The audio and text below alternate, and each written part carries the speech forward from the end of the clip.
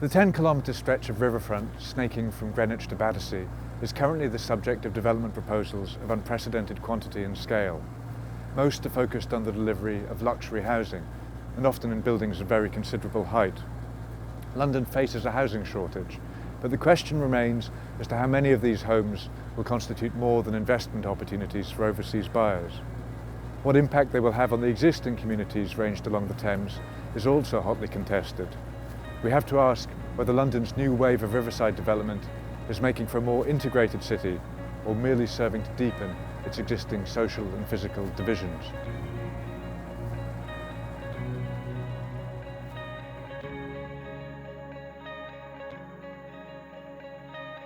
London is growing very fast. We've got a consensus that it shouldn't sprawl out across the countryside. It's got to intensify. It's got an overwhelming need for growth, especially housing. So that means that what we're starting to see is the city eating itself. Regeneration of these areas is, of course, making it less affordable. London Square Mile, unless you've got very deep pockets, you can't really live here. People want to live in this part of the city, whereas before on this site where we're standing there was one-storey warehousing. Today there are 10, 15, 20-storey residential buildings where people really want to come and stay and be part of the city. The river's becoming ever more popular as both a lifestyle and an investment choice, not just with domestic buyers but with international buyers as well. Gentrification, I think, is perhaps an issue which London is facing, where only sort of people of a certain socio-economic group can live in these areas, or worse still, overseas buyers actually buy these apartments which are not lived in. Lots of them are owned by either British residents that live out in the countryside and use it as a London base, or they're owned by international purchasers who use it, say, for a few weeks or a few months of the year. Dwelling and investment are so profoundly connected that it seems almost impossible without major political change to sort of disconnect them. And it's sort of that fundamental problem that's led to such a huge housing crisis. So it really isn't an exaggeration to call it a crisis. You've got an increasing number of homeless people. You've got working class people being priced out of the city entirely. You've got middle class people paying more and more of their incomes to stay in the city. And at the same time, you've got these huge developments of luxury flats that are largely empty, right? They're sitting empty. The canals and the rivers have been implicated in driving that corridor of gentrification through London. So the big question is, for architects and urban designers, how can we change that story? How can we use the relationship to water to open up new urban and social opportunities, and actually new architectural opportunities?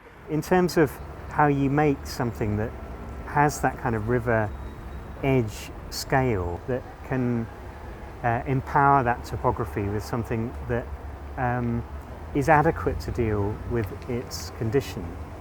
I think it's really, really hard to do that with private housing, and there's sort of multiple nature of, you know, many flats brought together with somewhere to buy milk.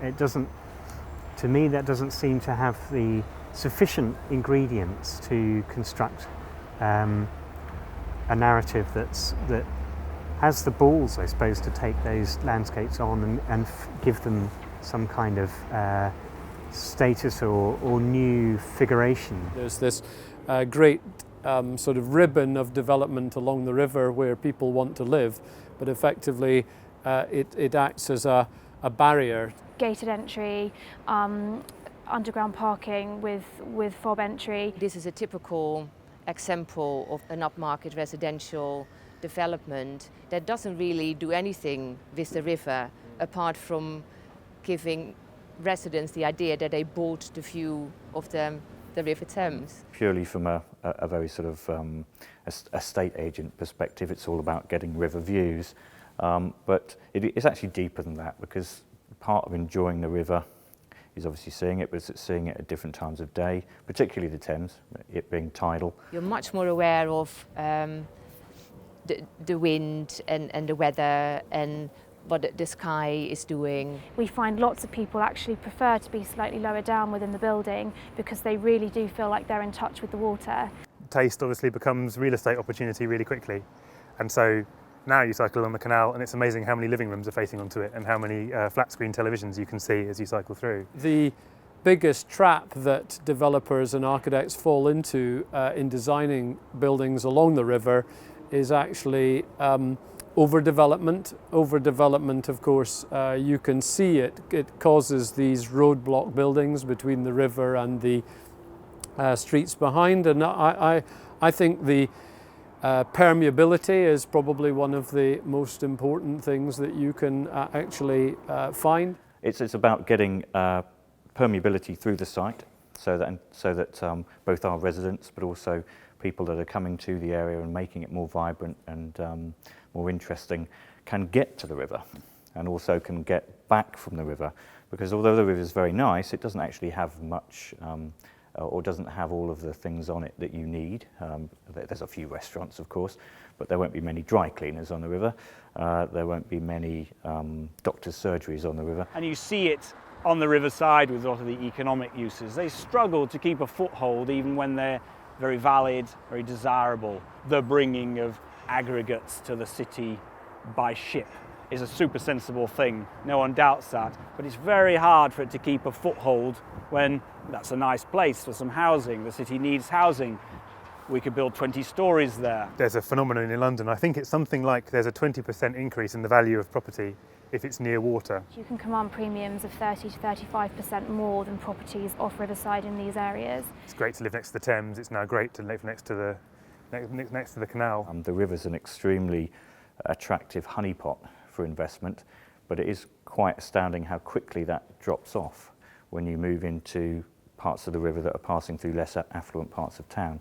Does the river cause gentrification? Well, I think on one level, yes, it does. And you'd be naive and I'd be trying to sort of misinform you as a developer if I tried to suggest it didn't. It obviously does. But the river is interesting in that it cuts across London, and in doing so it meanders through areas of all sorts of different social background. By creating development opportunities, it does attract money, it does attract investment. One of the biggest reasons that many of the areas of London which experience poverty are still experiencing poverty is that overall there are less people able to contribute to council tax and all of the other things which are quite rightly paid by those that can afford them, and many people who require services. And until you address that mix and allow some gentrification, if we want to call it that, those communities won't be able to redistribute themselves and provide the services that people need. No one is saying that all developments along the river are doomed to fail, but what we need to do as a city is find ways of building developments that are not just anodyne cubicles to store workers in between office hours. They need to be dynamic neighbourhoods. They need to have a meaningful relationship to the water that's more than just a nice view to raise the property prices. Something about seeing someone storing wood in their dressing gown on the front of their boat at 8 o'clock on a weekday morning, that the guy who's enslaved to his mortgage cycling past, him seeing that might start to suggest other ideas of living, not necessarily to live on a boat, but maybe that our current housing system might need revision. So I wait beside this place to see just where it leads. A hole becomes a day of light and I feel its breath take seed. 'Cause all that I see is yours. You know I'll never wait, but you know I'll never run. 'Cause if I can, I'll hold this word and I'll see that it gets done. 'Cause all that I see is yours.